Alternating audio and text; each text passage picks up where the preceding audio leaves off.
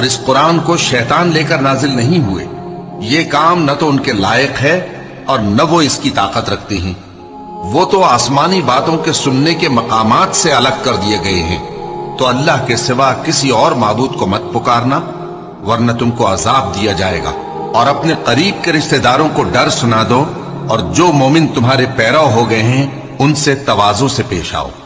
फिर अगर लोग तुम्हारी नाफरमानी करें तो कह दो कि मैं तुम्हारे अमाल से बेताल्लुक हूं, और उस गालिब व मेहरबान पर भरोसा रखो जो तुमको जब तुम तहज्जुद के वक्त उठते हो देखता है, और नमाजियों के साथ तुम्हारे रुकू और सुजूद को भी देखता है। बेशक वो सुनने वाला है, जानने वाला है। क्या मैं तुम्हें बताऊं कि शैतान यानी जिन्नात किस पर उतरते हैं? वो हर झूठे गुनहगार पर उतरते हैं। जिन्नात सुनी हुई बात उसके कान में ला डालते हैं और वो अक्सर झूठे हैं।